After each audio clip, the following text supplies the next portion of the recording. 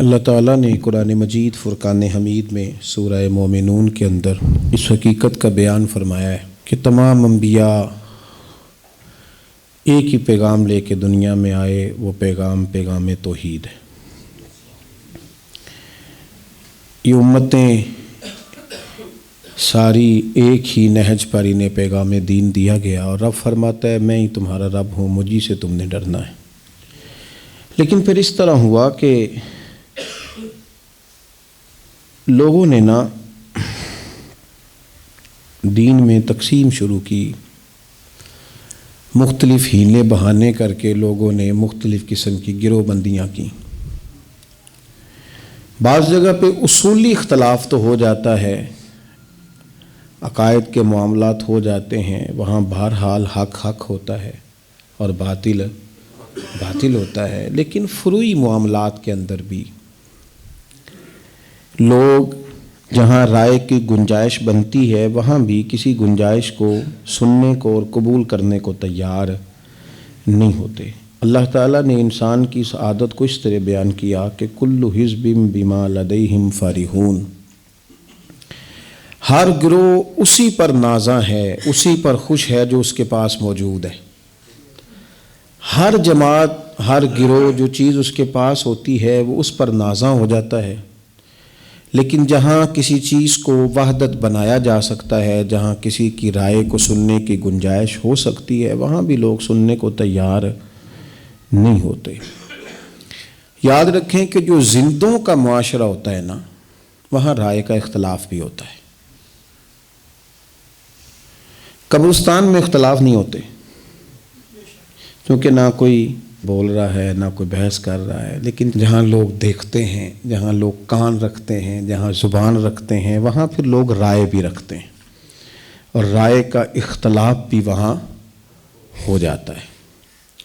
ہم یہ کرتے ہیں کہ فروعی مسائل میں جہاں دین گنجائش دیتا ہے وہاں بھی کسی مخالف کی رائے سننے کو تیار نہیں ہوتے، حالانکہ ہمارے بزرگوں کے ہاں عقائد تو مسلمہ رہے، اللہ کی ذات کے بارے میں، رسول اللہ کی عظمت کے بارے میں صلی اللہ تعالی علیہ وسلم، وہاں تو اصول میں تو عقائد میں تو وہ لوگ بڑے پختہ رہے، لیکن جہاں فروعی معاملات ہوئے کہ ہم نے آمین کہنا ہے نہیں کہنا ہے، ہم نے رفع الیدین کرنا ہے نہیں کرنا ہے، جہاں فروع کی بات آئی وہاں ہمارے آئمہ میں اختلاف رائے ہوا، امام شافعی کا امام مالک سے، امام احمد بن حنبل کا امام اعظم سے، لیکن ہم صرف امام اعظم کے مقلد ہیں، اس کے باوجود کہتے ہیں امام احمد بن حنبل رحمۃ اللہ علیہ، اس کے باوجود کہتے ہیں امام شافعی رحمۃ اللہ علیہ، امام مالک رحمۃ اللہ علیہ، اور ہر جگہ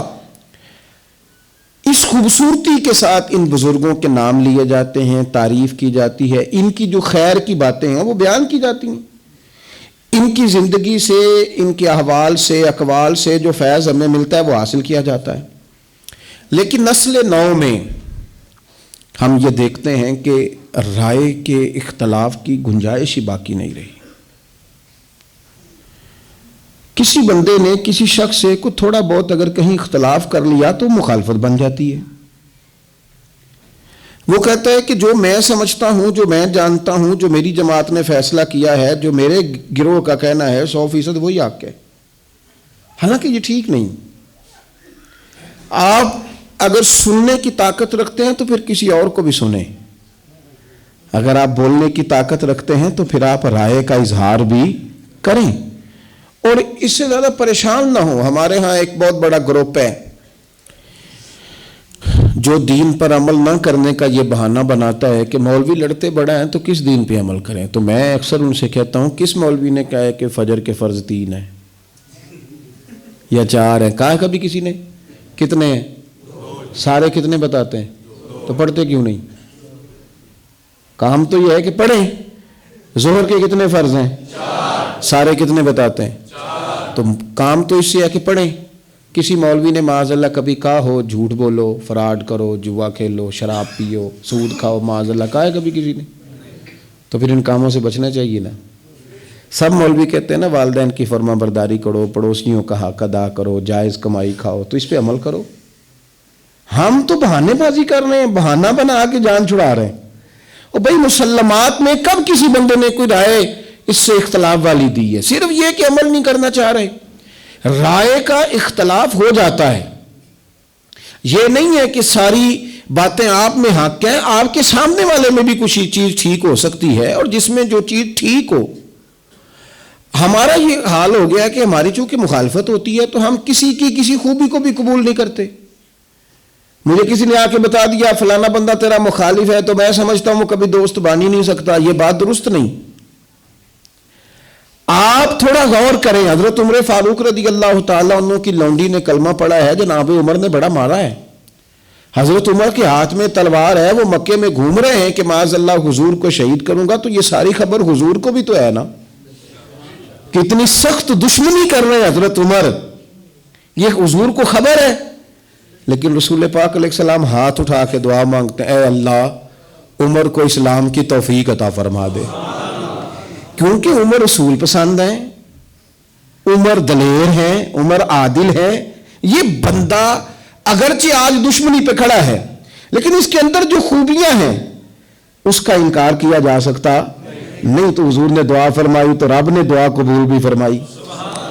پھر حضرت عمر کی بات، حضرت عمر فاروق گھر سے تو تلوار لے کے نکلے تھے، انہوں نے بڑے بڑے چونکوں میں اعلان کیے تھے کہ میں معاذ اللہ حضور کو شہید کروں گا، لیکن جب حق ان کے پاس آ گیا نا، انہوں نے اپنی بہن سے قرآن سن لیا، پھر انہوں نے یہ نہیں کہا کہ اتنا بڑا سردار ہوں اور فلانے چوک میں میں کہہ کے بھی آیا ہوں میں شہید کرنے جا رہا ہوں تو اب لوگ مجھے کیا کہیں گے، یہ نہیں کہا انہوں نے۔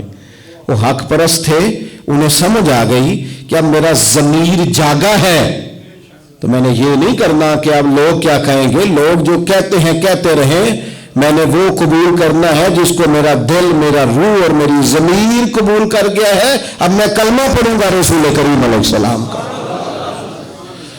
اس کا مطلب یہ ہے کہ آپ کے مخالف میں کوئی خوبی ہوگی تو آپ تسلیم ہی نہیں کریں گے۔ ہمیں حکم ہے کہ یہودیوں سے دوستی نہیں کرنی، ان کے ساتھ قربت کا تعلق نہیں بنانا، ان کی جو رسوائی قرآن پاک نے بیان کی اور ان کی جتنی چیزیں قرآن نے جس انداز میں ڈسکس کی اور کس نہج پر ان کی خرابیاں اور شرارتیں چلی گئی قرآن نے بیان کیا، لیکن سیرت کا ایک انوکھا انداز بھی ہے بات سمجھانے کا، وہ بھی آپ سمجھیں، وہ بھی آپ سمجھیں۔ ہمیں ان سے لیک سلیک بڑھانے کو نہیں کہا گیا، ان کی اس غلط کاریوں کی بنیاد پر ہمیں ان کے حق میں دل نرم کرنے کو نہیں کہا گیا۔ لیکن آپ یہ غور کریں کہ حضور سید عالم علیہ السلام جب مدینہ طیبہ آئے تو دیکھا کہ یہودی 10 محرم کا روزہ رکھتے ہیں۔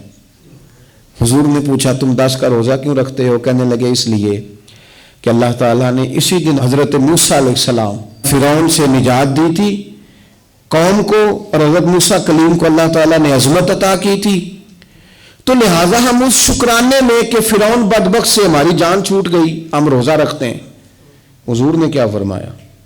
فرمایا ہمارا زیادہ حق ہے حضرت موسیٰ سے پیار کرنے کا، ہمارا حق زیادہ ہے، لہٰذا آج کے بعد مسلمان بھی روزہ رکھا کریں گے۔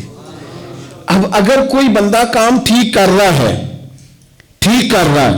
محبوب بہت ساری چیزیں قبول کر لیتے، وہ الگ بات ہے کہ اللہ کی طرف سے وحی آ گئی اور حضور نے اس بات کو جو حکم آیا اس کے مطابق کر لیا، لیکن اگر کوئی بات کہیں صحیح ہو رہی ہے تو آپ مخالفت برائے مخالفت، یہ حضور کی سیرت نے پیغام دیا۔ اگرچہ آج ہمیں ان کے حق میں نرم رویہ رکھنے کی اجازت نہیں ہے، ان کی خیر کی چیزوں پر بھی دوڑنے کی ضرورت نہیں ہے، اس لیے کہ اب وہ خیر کار ہی نہیں رہے، اب وہ دور نکل گئے ہیں، کفر میں آگے بڑھ گئے۔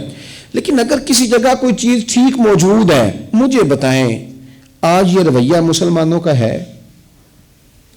کوئی سیاسی جماعت اٹھ کے کہتی ہو کہ فلانی جماعت میں یہ بات صحیح پائی جاتی ہے، کوئی ایک دینی مذہبی فلائی ویلفیئر کوئی بھی جماعت کوئی کام کرنے والی ہو اور وہ اٹھ کے کہتی ہو کہ فلانی جماعت کے اندر وہ چیز ٹھیک ہے ہم سے، کوئی کہہ سکتا ہے؟ اتنی جرت ہی نہیں، اتنی طاقت ہی نہیں، ہم اتنا بڑا حوصلہ ہی نہیں رکھتے۔ قبول کریں اگر کہیں کوئی خوبی ہے تو اس خوبی کو، ایک بات تو یہ اچھی طرح ذہن میں بیٹھائیں۔ دوسری بات، ہمارے ہاں یہ ہوتا ہے کہ ہم خیر کی بات قبول کرنے کو تیار، اور دوسرا پہلو یہ ہوتا ہے کہ ہم نہ، اگر ہمیں پتہ چل گیا نا سامنے والے کا رویہ صحیح نہیں، ہم اپنا بھی خراب کر لیتے ہیں۔ یہ اس سے بڑی غلط حرکت ہے۔ حضرت سیدہ عائشہ صدیقہ رضی اللہ تعالی عنہ ارشاد فرماتی ہیں، یہ سنن ترمذی شریف میں حدیث موجود ہے، فرماتی ہیں کہ نبی پاک صلی اللہ تعالی علیہ وسلم نے ایک شخص کے بارے میں فرمایا، وہ شخص سہارا تھا، حضور نے فرمایا یہ اپنے قبیلے کا برا آدمی ہے۔ کسی کے شر سے لوگوں کو آگاہ کرنے کے لیے کہ لوگ اس کے شر سے بچ جائیں، کسی کی خرابی بیان کرنا درست ہوتا ہے اگر کسی کو اس شر سے اندیشہ ہو۔ محبوب پاک علیہ السلام نے فرمایا یہ اپنے قبیلے کا برا آدمی ہے۔ حضرت عائشہ صدیقہ فرماتی ہیں نبی پاک علیہ السلام نے اس کے بارے میں یہ بتا دیا، تنبیہ کر دی، پھر وہ شخص آیا، اور جب وہ آیا نا تو نبی کریم علیہ السلام بڑی خندہ پیشانی سے ملے، حضور نے اسے پیار دیا، جو مہمان نوازی تھی وہ حضور نے کی، وہ شخص چلا گیا۔ میں نے عرض کی یا رسول اللہ آپ نے تو کہا تھا کہ بڑا برا آدمی ہے، یہ کیا بات ہوئی؟ تو نبی پاک صلی اللہ تعالی علیہ وسلم نے فرمایا عائشہ لوگوں میں سب سے برا وہ شخص ہے جس کی بد کلامی سے بچنے ہوئے لوگ اس سے میل جول ختم کر دیں۔ معنی کیا ہے بات کا؟ معنی یہ ہے کہ وہ جو ہے وہ تو ہے، لیکن ہم نے جو کیا ہے ہم نے تو اپنے اخلاق کے مطابق کیا ہے نا۔ اب کسی کو دیکھتے ہوئے ہم اپنا انداز بدل جائیں، ایک بندہ ٹھیک نہیں تو ہم اس رنگ میں ہو جائیں جس طرح کا وہ ہے۔ امام احمد بن حنبل رحمۃ اللہ علیہ وضو کر رہے تھے تو بچھو دیکھا گرنے لگا ہے دریا میں، تو آپ نے اسے اٹھایا بچھو کو، تو اس نے ڈنگ مارا، پھر آپ نے اس کو رکھا باہر تو وہ پھر نیچے گرنے لگا، بھیگ گیا تھا، پھر نکالا، پھر وہ گرا، 7 دفعہ نکالا اس نے، 7 ڈنگ مارے، سارا زخمی ہو گیا۔ دیکھنے والے نے کہا حضور دفعہ بھی کریں، آپ اٹھاتے ہیں وہ ڈنگ مارتا ہے۔ آپ فرمانے لگے وہ بری عادت پہ ڈٹ گیا ہے، میں اچھی عادت کیسے چھوڑ دوں؟ وہ بری عادت پہ ڈٹ گیا، ڈنگ نہیں چھوڑ رہا، تو میری عادت بچانے کی ہے، میں اچھی چھوڑ دوں؟ ہم نے یہ کیا کہ لوگوں کی بری عادتوں کو بدلنے کی بجائے ہم نے بھی اس طرح کا ہونا شروع کر دیا۔ یہ انداز ٹھیک نہیں ہے، ہم اپنا رویہ نہیں بدل سکتے کوئی کیسا بھی ہو۔ اور آپ یاد رکھیں آپ نیکی میں استقامت اختیار کر جائیں، اللہ توفیق دے گا، کئی بندے آپ کو دیکھ کے نیکی کی طرف لوٹ آئیں گے، لیکن ہم زمانے کے مطابق اپنے آپ کو لے جاتے ہیں، یہ بات ٹھیک نہیں ہوتی۔ قرآن پاک نے نا اہل یہود کی ایک عادت بیان کی، وہ پتہ کیا کرتے تھے، ان کو 2 حکم دیے جاتے تھے نا اللہ کی طرف سے، تو جو ان کی مرضی کا ہوتا تھا اسے مان لیتے تھے، اور جو مرضی کا نہیں ہوتا تھا اسے چھوڑ دیتے تھے۔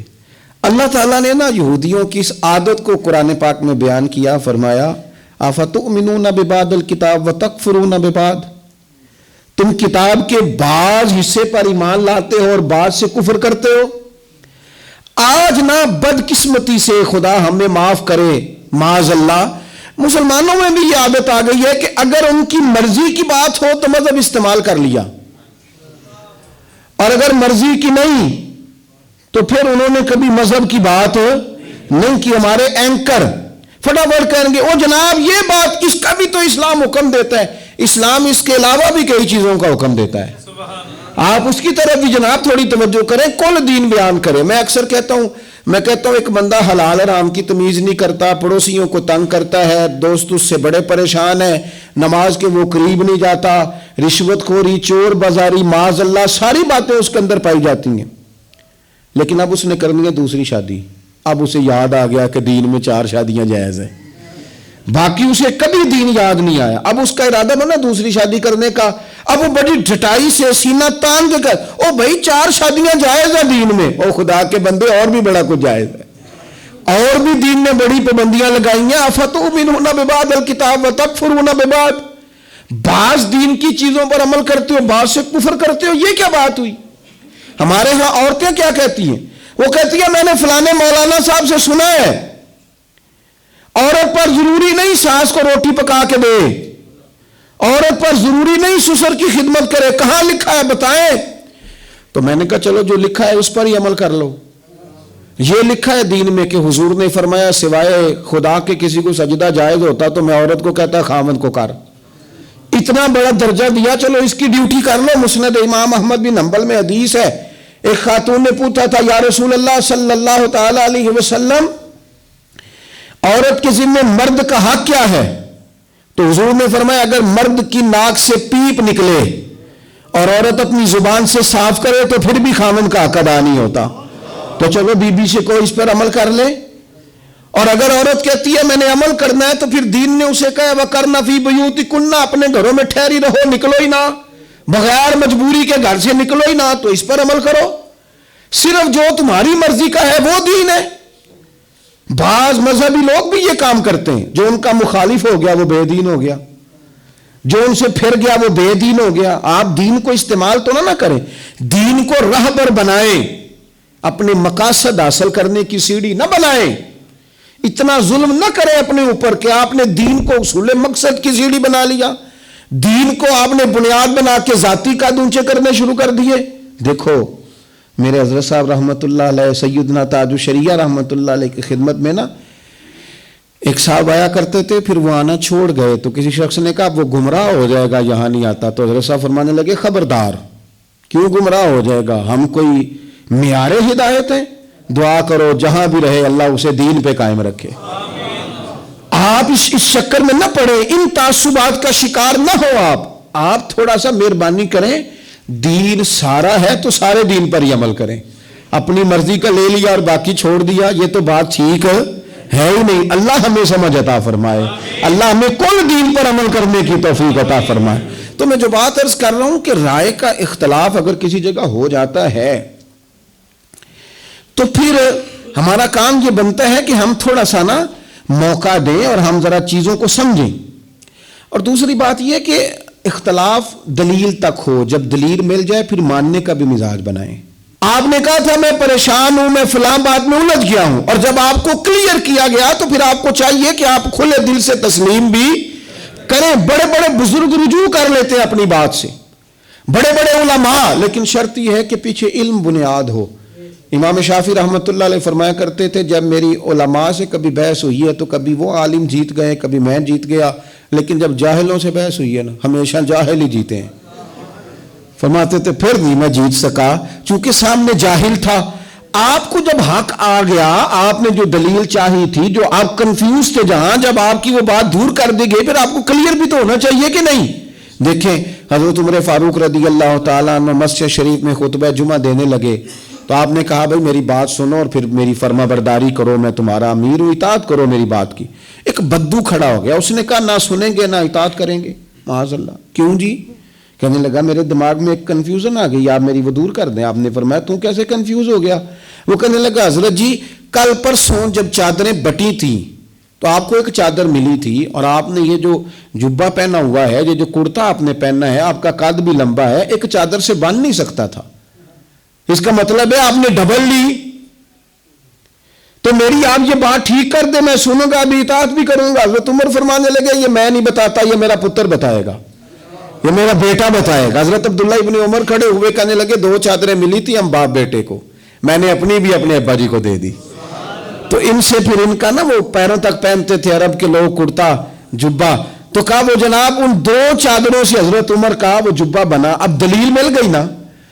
اب اس نے لے تو اللہ نہیں کہا، اگر مگر نہیں کیا، فوراً کہنے لگے اے عمر خدا پہ رحم کرے، آپ کہیے میں سنوں گا بھی اور فرما برداری بھی کروں گا. اور رو کے کہا، انہوں نے رو کے کہا، مان گئے. بس جب دلیل مل گئی تو پھر مان گئے. خدا را جب دلیل ملے تو پھر ماننے کا بھی مزاج بنائے. لیکن ہمارا ماننے کا مزاج نہیں، ہم ہار جاتے ہیں. کل حزب بما لدیہم فرحون، ہر گروہ جو اس کے پاس ہے اسی پر نازا ہے، پھر وہ کان کھولنے کو تیار نہیں ہوتا. پھر تھوڑا سا نا تسلیم کرنے کا بھی مزاج بنائے اور تسلیم کرنے کا بھی اپنے اندر تھوڑا سا نا ذہن بنائے. ایک بڑی نازک بات آپ سے کرنی ہے، دنیاوی اختلاف کو دین تک نہ لے کے آئیں. کسی بندے سے آپ کا دنیاوی اختلاف ہے، اسے دینی اختلاف نہ بنائیں. آپ کا اس سے ذاتی جھگڑا ہے تو اسے یزید نہ کہیں، اسے معاذ اللہ فرعون نہ کہیں، اسے آپ ابو جہل نہ کہیں. آپ کا ذاتی جھگڑا ہے، آپ کو ذات تک رکھیں. آپ کا لڑائی ذات کی تھی، آپ نے اسے کافر کر دیا، زندیق کر دیا، معاذ اللہ جانے کب مار دے کوئی مجھے کافر کر کے شہر کا شہر مسلمان بنا بیٹھا ہے. آپ ذاتیات کے معاملات میں دین نہ لائیں. اور پھر ایسے لوگ جن بیچاروں کا دین سے دور دور تک تعلق ہی کوئی نہیں، وہ دینداروں کے لیے فتوے جاری کرتے ہیں کہ یہ بندہ ٹھیک نہیں، یہ بندہ صحیح نہیں، یہ بندہ غلط ہے، یہ بندہ ٹھیک ہے. آپ اپنی حیثیت تو واضح کریں، آپ کیا ہیں. کیا اتھارٹی رکھتے ہیں آپ؟ کیا آپ کی حیثیت ہے کہ آپ فلاں آدمی پر کلام کریں؟ ہو جاتی ہے، رائے کا اختلاف ہو جاتا ہے۔ میں نے کہا ہے کہ جہاں زندہ لوگ رہتے ہوں وہاں اختلاف بھی، میں کہتا ہوں دین کو استعمال کرتے ہیں، یہ کام نہ کریں، نہ کریں۔ دین ہمارے بچاؤ کا ذریعہ ہے، جس چیز نے ہمیں بچانا ہے اگر اسی کو ہم استعمال کر کے معاذ اللہ اپنی دنیا سیدھی کرنے لگ گئے تو کس دامن میں جا کے پناہ لیں گے؟ ایک پہلو اور بھی ہے، اگر کسی جگہ آپ کا کسی بندے سے رائے کا اختلاف ہو جائے نا، اس کو فتنہ نہ بنائیں۔ ہو گیا رائے کا اختلاف، ہو گیا، ہم نے دیکھا ہے دوستوں میں، پیر بھائیوں میں، احباب میں، جہاں اکٹھے رہتے ہیں وہاں رائے کا اختلاف ہو جاتا ہے، لیکن ایسا نہ ہو کہ آپ کے رائے کا اختلاف دینی نقصان کرے، ملی نقصان کرے، تنظیمی نقصان کرے، آپ خرابی پیدا کر دیں، آپ ادارے تباہ کر دیں۔ ٹھیک ہے رائے کا اختلاف ہو گیا، لیکن جس طرف زیادہ لوگ ہیں اور صاحب الرائے ہیں، اچھے لوگ ہیں، آپ اپنی رائے دینے کے باوجود بھی آپ کہیں ٹھیک ہے اگر زیادہ لوگ ادھر ہیں تو میں اپنی بات چھوڑتا ہوں، کہہ لیں، کچھ بھی نہیں ہوتا، کوئی فرق نہیں پڑتا۔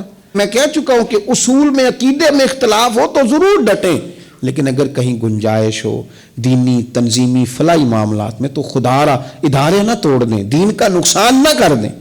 آپ قبول کر لیں اگر سامنے والے کی رائے آپ سے مختلف ہے، اگر یہ دل بڑے ہو جائیں تو یقین کریں یہ رسول اللہ کی امت ہے۔ بس آپ سے عرض کروں گا امت بن کے جینا سیکھیں، گروہوں میں بٹ جانا، تقسیم ہو جانا، امت بن کے جینا سیکھیں، پیار کریں۔ کچھ ضروری ہے کہ ساری دنیا ہمارے مطابق ہی چلے، کوئی حرج نہیں، کوئی ہماری عقل کل ہے، کوئی بندہ اپنی مرضی بھی کرے پھر بھی ہم نے پیار ہی کرنا ہے، پھر بھی ہم نے محبت ہی کرنی ہے۔ محبوب کی طرف سے پھول آ جائے تو پھر بھی پیار ہی ہے، روڑا آ جائے تو پھر بھی پیار ہی ہے۔ یہ زخم ہے طیبہ کا، یہ سب کو نہیں ملتا، کوشش نہ کرے کوئی اس زخم کو سینے کی۔ آخر دعوانا ان الحمدللہ رب العالمین۔